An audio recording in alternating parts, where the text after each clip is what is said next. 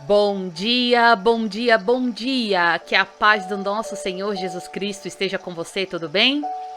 Espero que você esteja bem. Louvado seja o nome do nosso Senhor Jesus Cristo.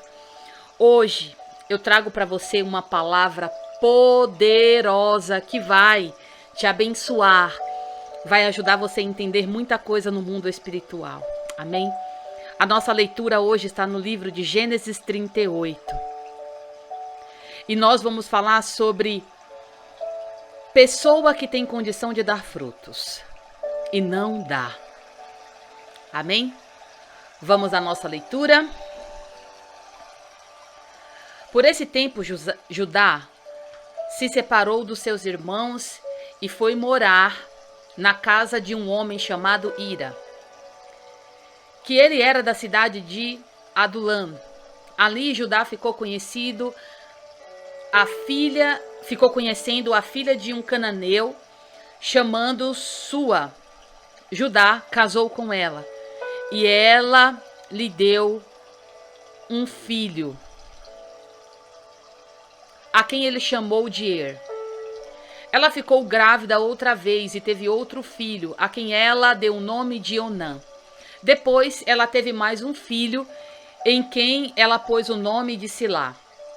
Judá estava em Quezibe quando esse menino nasceu. Judá casou Er, o seu filho mais velho, com uma mulher chamada Tamar. O Senhor Deus não gostava da vida perversa de Er, que ele levava, e por isso o matou.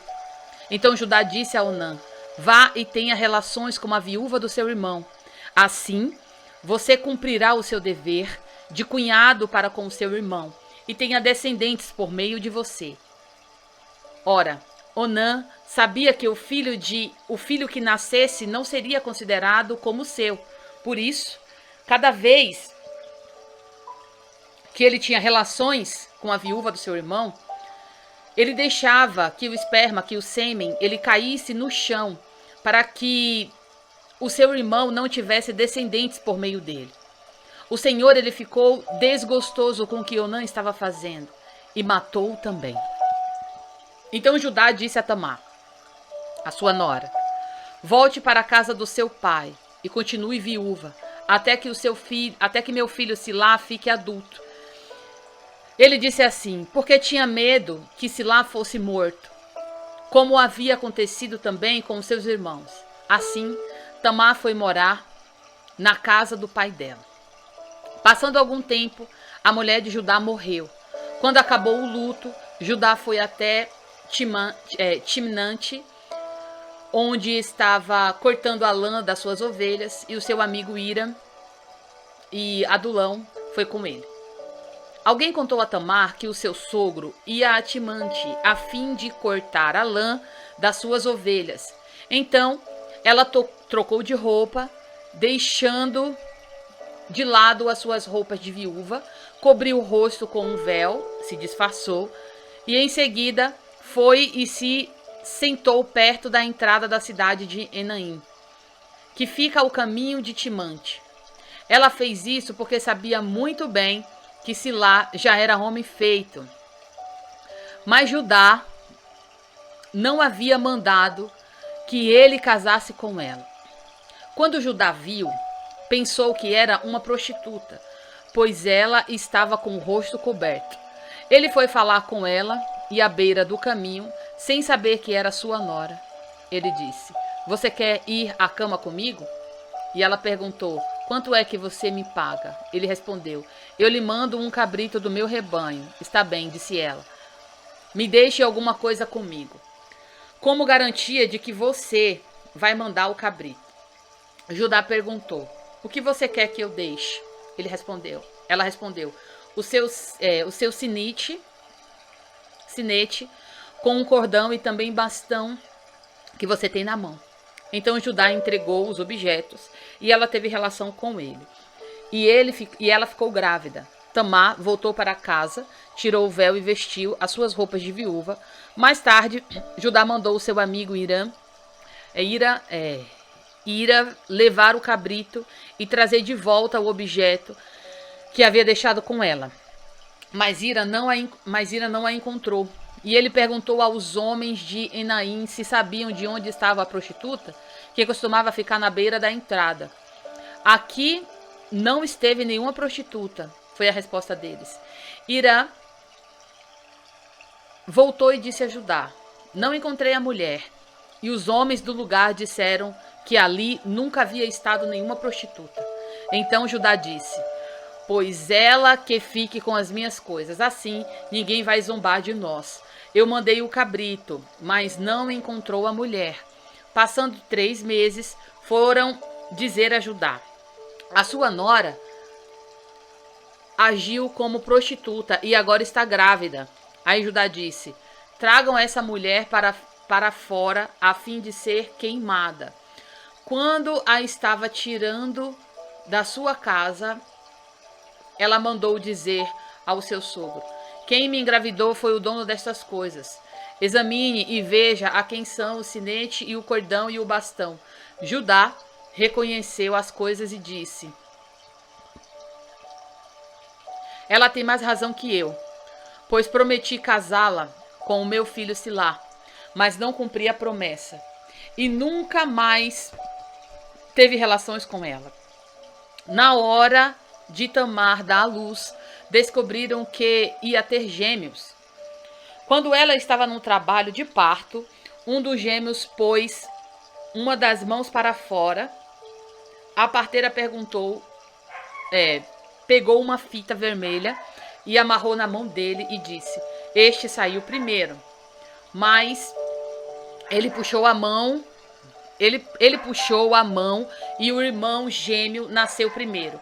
Então a parteira disse: como você abriu o caminho? E puseram nele o nome de Pares. Depois nasceu o outro que estava com a fita vermelha amarrada na mão e ele recebeu o nome de Zera. Meu Deus, essa palavra é muito forte e ao mesmo tempo muito confusa, não é? Como pode... ele deveria ter cumprido aquilo que era um costume da época. Ele deveria ter entregado também o outro filho para sua nora. Mas ele ficou com medo, né, dos filhos dele, daquele último filho dele morrer também como os outros filhos morreram. Só que na verdade eles não morreram por causa dela, eles morreram pelas coisas ruins que eles faziam, porque eles eram pessoas negativas. Mas eles tiveram a oportunidade de dar frutos, mas eles não deram, não é? E eu quero falar para vocês, meninas, a revelação dessa palavra é algo muito importante. E eu peço para que vocês prestem muita atenção agora. Foca nessa palavra. Foca agora naquilo que o Senhor tem para entregar a você. Amém? Mas antes eu quero te pedir já para você já curtir esse vídeo, compartilhar, para você já comentar aqui embaixo tudo aquilo que o Espírito for falando com você. Não importa quantos comentários você fizer, vai comentando quantos você quiser. Amém? E se não é inscrito aqui no canal, também já se inscreve. Presta bem atenção. A pessoa que tem condição de dar frutos e não dá, por causa das malignidades que alimenta no seu coração, essa é uma pessoa morta e para nada ela presta, a não ser para ser cortada e lançada fora, como fala lá em Mateus 3:10. O espírito de roubo, ele quer tomar a essência. Ele quer destruir a sua identidade. Ele se disfarça muito bem. Ele se transforma em algo que você deseja. E até cobiça. Uma cobiça pela qual você está disposto a pagar um preço. E eu quero falar para você, afaste-se desse espírito de morte. O compromisso espiritual com o diabo, ele só traz roubo para as nossas vidas. O inimigo, ele deseja, queridas, o seu anel. O inimigo, ele deseja a sua aliança com Deus, a sua autoridade ministerial. Por isso, amadas, não quebre essa aliança. Não quebre o cordão que é a sua ligação com Deus. Não faça isso. Jamais se afaste dele. O bastão que você tem na mão, o seu cajado, jamais abandone o seu chamado, porque ele é o seu chamado. Satanás, ele é acusador ele é o nosso acusador, o acusador dos homens. Ele quer acumular legalidades contra a sua vida. E depois, sabe o que ele vai fazer? Ele vai expor e ele vai humilhar você. Ele quer hoje, nesse momento, destruir o seu poder de atuação e de defesa.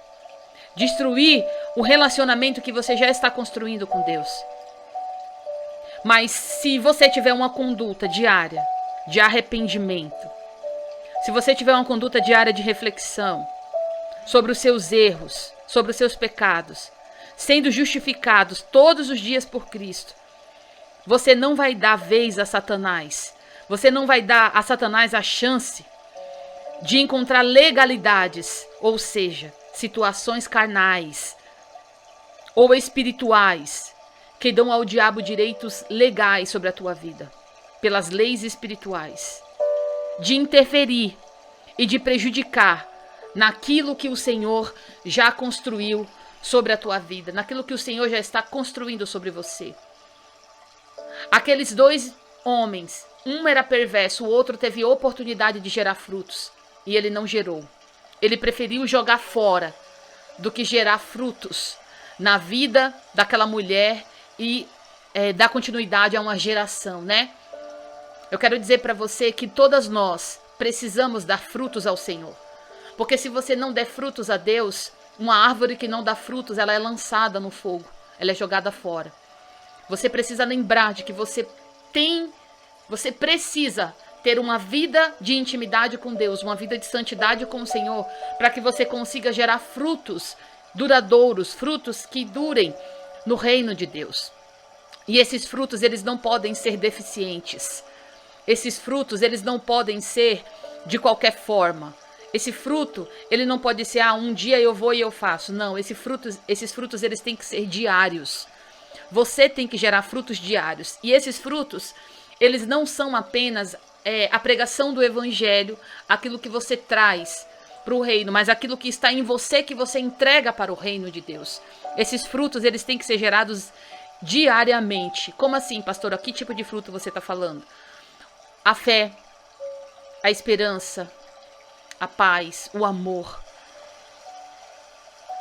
Esses são frutos que permanecem. E esses frutos, quando nós geramos dentro de nós, a gente consegue com mais facilidade transbordar para outras pessoas. Mas quando você tenta só buscar os frutos de fora e os seus frutos internos, eles estão podres, todo o pé, toda a árvore apodrece junto. E você não consegue gerar frutos, pelo contrário. Você só consegue gerar maldições, soberba, arrogância, prostituição, pecado. Então que os teus frutos, eles sejam frutos que durem na presença de Deus e que sirvam para clamar por você no altar do Senhor no momento que você mais precisar. Os frutos, eles servem para que quando você precisar clamar no altar de Deus, Deus dizer, ela tem frutos e eu quero ouvir aquilo que ela tem para me falar e eu quero ajudá-la. Amém? Então não deixe de gerar frutos para o Senhor, frutos que durem, frutos internos e frutos externos também. Amém? E essa foi a nossa palavra de Gênesis capítulo 38. Espero que você tenha entendido bastante aquilo que Deus direcionou para você dentro dessa palavra. Amém? Não esquece de curtir esse vídeo, compartilhar e comentar também, tá bom? Te amo em Jesus.